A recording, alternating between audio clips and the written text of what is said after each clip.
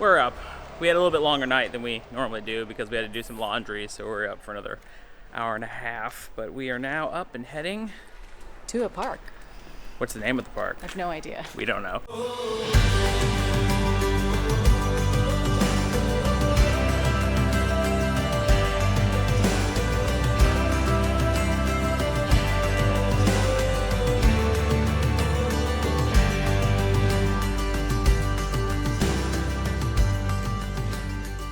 It's really big, and it's near us. Our tour guide said it's one of the biggest ones around, and there's like a villa in the middle of it. So we're gonna go check it out. I think it used to be like an estate of some sort. It's massive, and this is our last night in this Airbnb before we move to the next one. So we're gonna go check it out now before we have to check out and move house.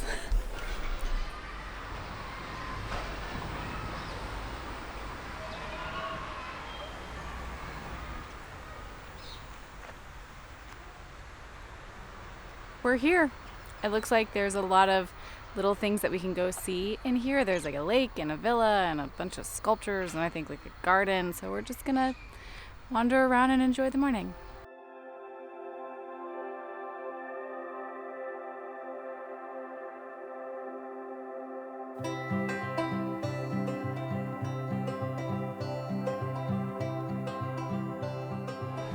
We found a cafe and we were hungry, so we decided to pop in. Their full kitchen isn't open yet, so we're just doing kind of the light fare that they have right now. Billy got a tuna and tomato sandwich, and I just got a honey croissant, and then some drinks. We've also learned that alcohol here, any time of day, whatever you want, that you can have. But I got one of their mocktails. It's like a passion sour, so see what that is.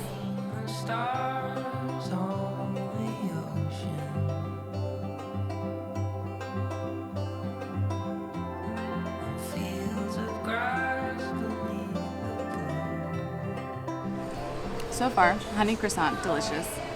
I forgot that I ordered this. It's a passion sour, and it looks like I'm sad to drink it. It looks so pretty. Ooh, it's got ginger beer in it.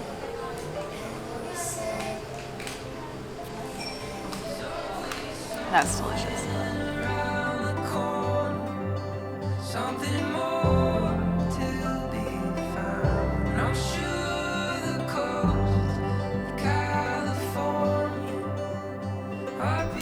If you ever decide to walk through this park, whose name I don't know, but I'll figure it out and I'll put it in here, definitely check out this little bistro. Really, really tasty.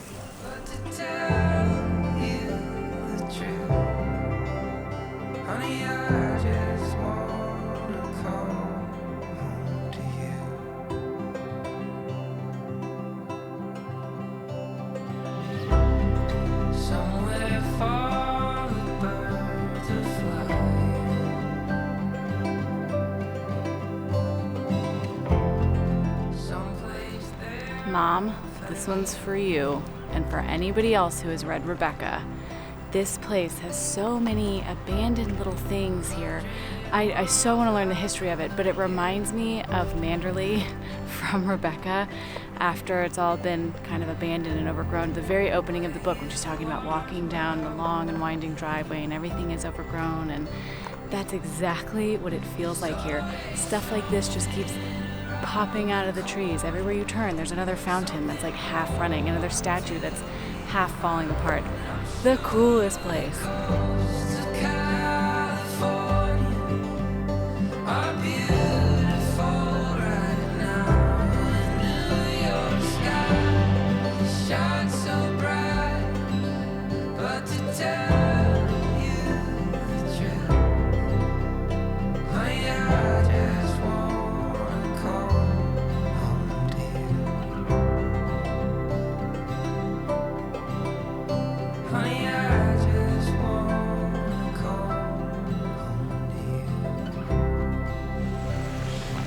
This is wild.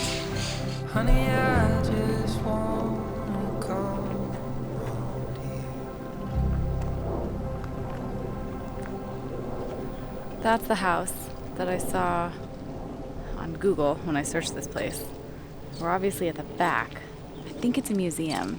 We just don't know how to get in. We're gonna see if we can figure it out.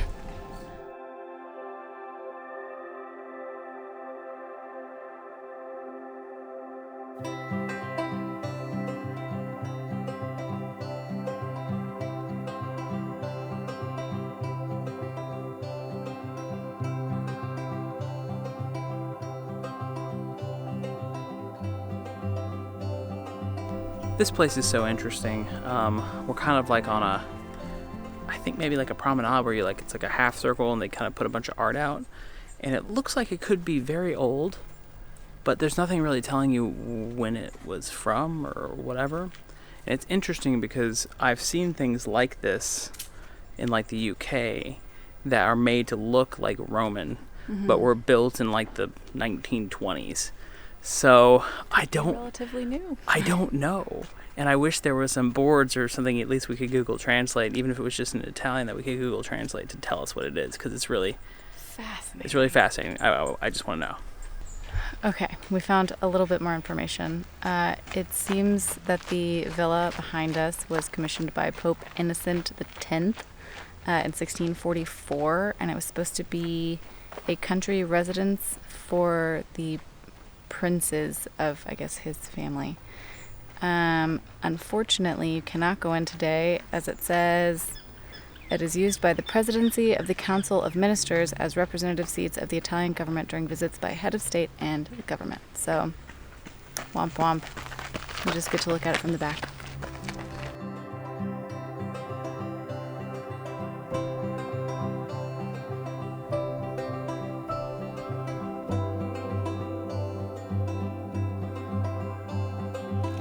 There are hundreds, thousands of drinking fountains all over Rome.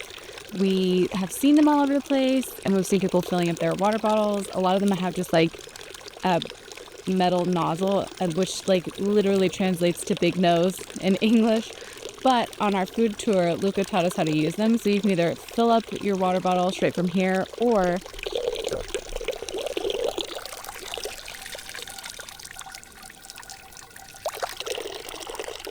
there's usually a little hole on top, so if you plug the big nozzle, you get a spray out the top that you can just drink out of, like a water fountain back home.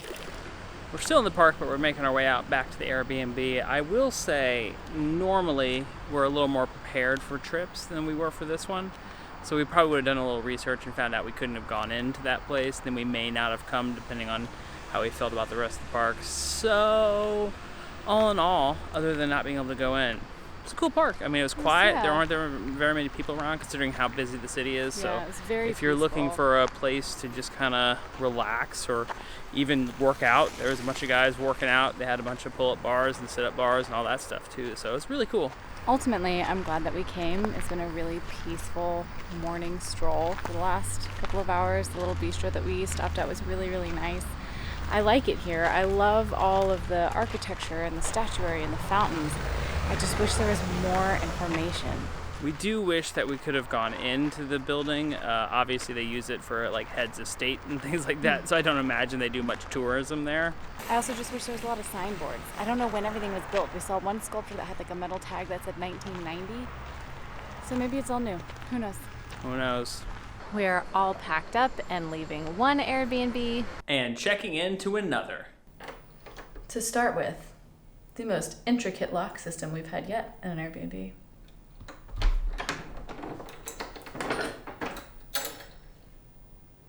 Pretty cool. This is our room.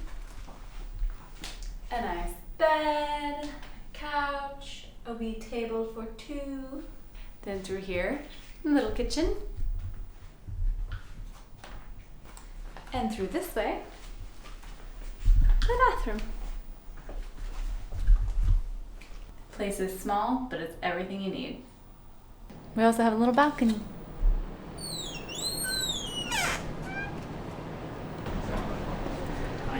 Perhaps not the best view, but at least it gives you some fresh air. It smells good out here, actually.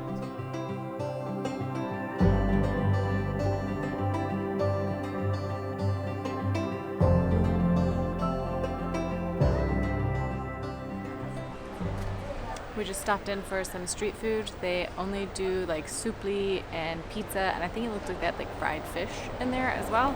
We just got 2 supli to hold us over till dinner. They're really, really hot, but I want to eat them.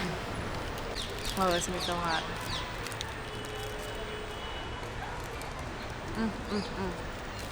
Those are my new favorite food. Supli came about as somewhat of a leftover food. Once rice was introduced here, they made rice balls and they would just put in whatever leftovers they had. And so when people would go to get one, it was a surprise as to what was inside, which is where you get the name, Supli. The classic one is kind of like a tomato sauce and meat and a mozzarella in the middle and rice ball, and then it's fried. Our tour guide on the food tours, the best way to judge a supli is if the mozzarella strings whenever you bite into it. And mine did. It's good. It's very fresh. So delicious.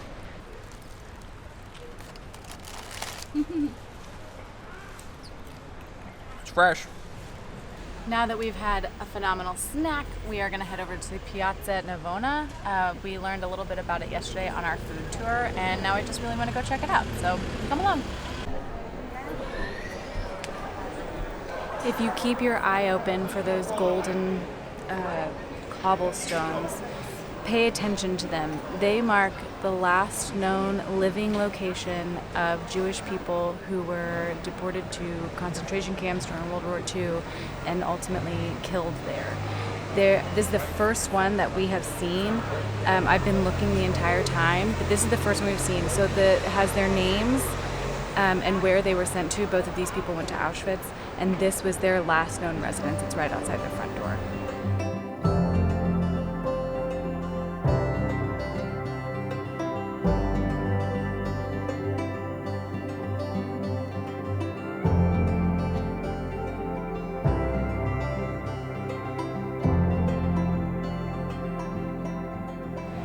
We wanted to swing by Piazza Navona just because it was going to be gorgeous and we thought it would be amazing to come and see. But yesterday on our tour, our guide was telling us that way back when it was really, really hot in the summer, they used to kind of close it all off and fill it with water up to like waist deep so that people could come refresh in the water here. And that's nuts. So I wanted to come by and try to picture it full of water.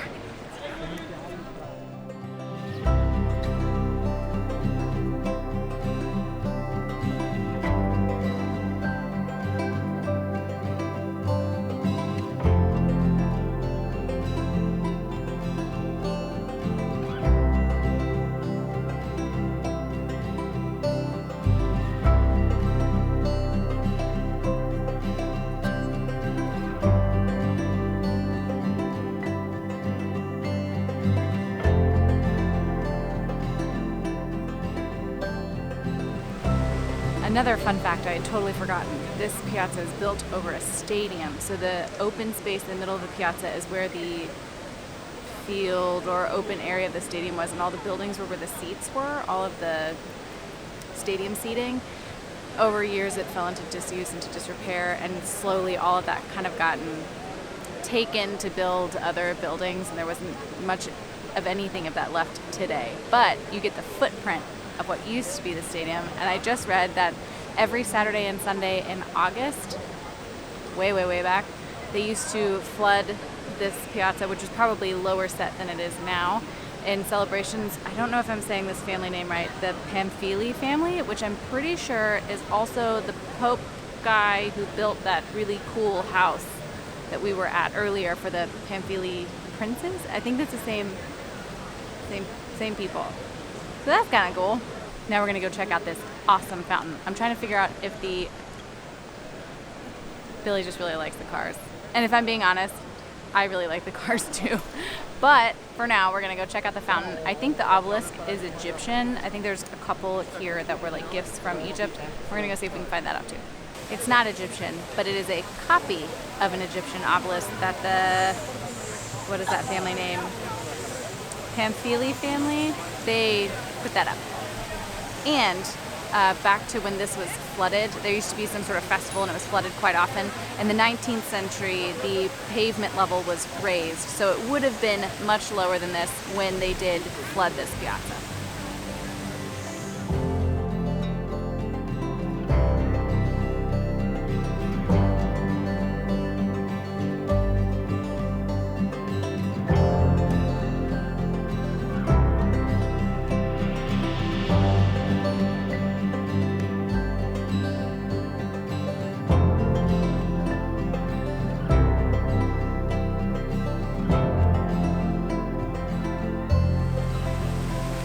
One more fun fact, the 4 guys that are on the base of this fountain represent the 4 river gods. Collectively, those 4 river gods represent the 4 major rivers of the 4 continents through which papal authority had spread. So you have the Nile representing Africa, the Danube representing Europe, the Ganges representing Asia, and the Rio de la Plata representing the Americas. It's kind of neat, all of the river gods around the base, they're all very culturally different, and we're trying to figure out which one goes to which. Very cool. So much detail. Every time you go back around, you notice something else. There's like a serpent on the top, there's a horse coming out on one side, a lion coming out of the other. You could stare at this for hours. We think this is a museum. We see a lot of people just going in, so we're gonna see if we can get in. It's free. We're gonna pop in there and see what it's all about.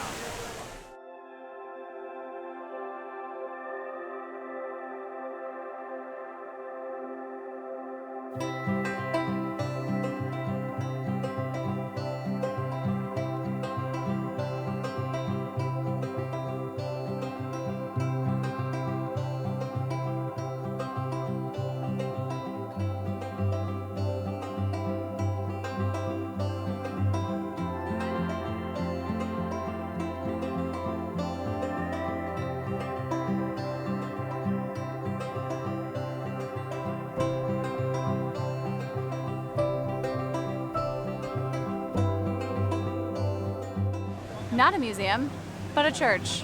And every time we go into one of those, I'm just blown away by the craftsmanship that went into making all of those pieces and the sculptures and the paintings. Just the art of it is beautiful.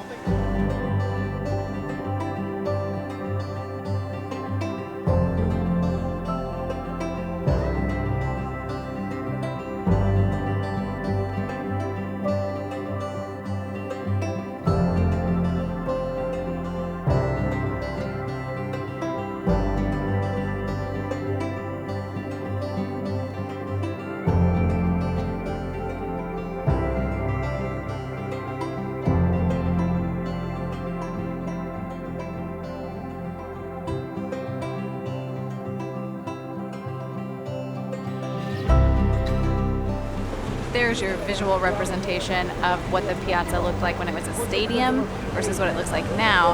And just over this railing is one of the only remaining pieces of the stadium that's still here. You'll notice how much lower it is. That's how low ground level was when it was built.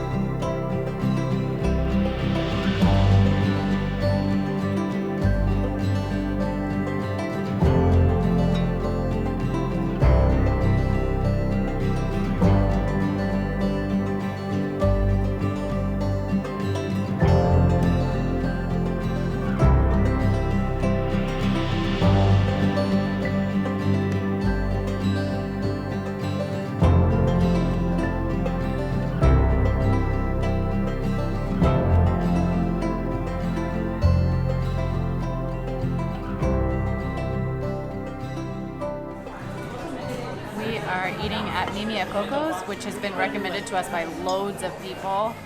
I got something called a passion.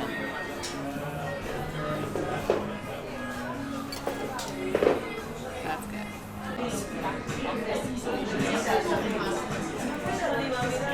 I got the lasagna and Billy ordered the grisha, but I think the guy said carbonara when he set it down, so who knows? This is very hot.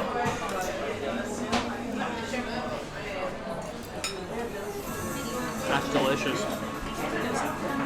Very good.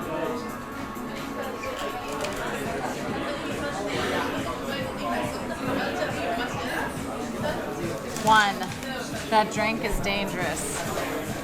2, the food was delicious. 3, Billy ate half of mine because I couldn't finish it.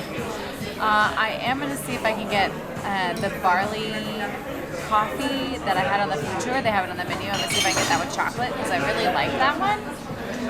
And then I think we're going to crawl home. Call it a night. So we got the barley coffee that we had on the food tour, but this one does not have cream or chocolate or sugar. It's just straight. I'm a little nervous. Oh, it's very hot. We're going to wait.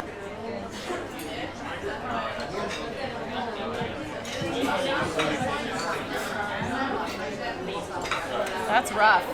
Straight. That's rough. They're $4 each, so I'm drinking it.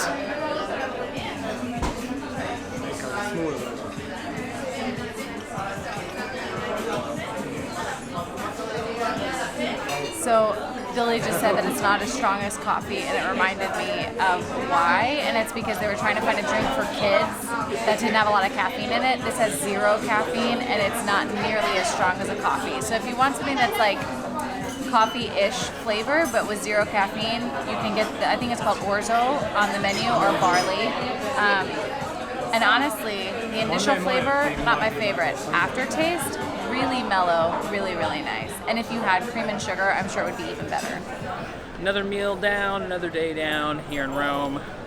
They gave us some really good, what was that? Limoncello. Limoncello, which Lydia was very excited about, so they gave us more. So we each have had 2 shots. 2 shots and another glass of something delicious. And the best part, this restaurant is less than a minute from where we're staying. We had a really hard time getting out of this door, so see how easy it is to get back inside.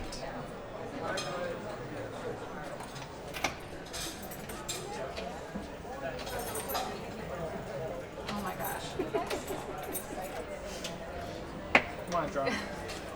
It's like it just won't turn all the way. I got it. Pass the line there.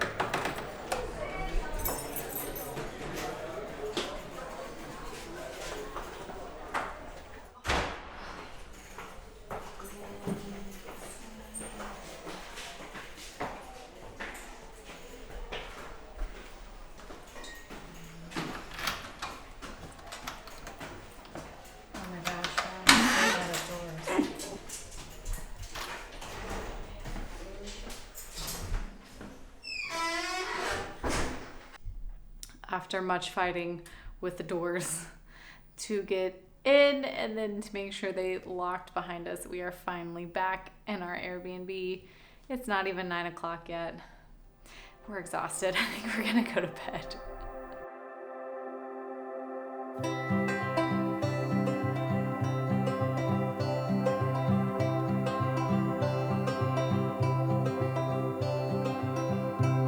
I've seen the stars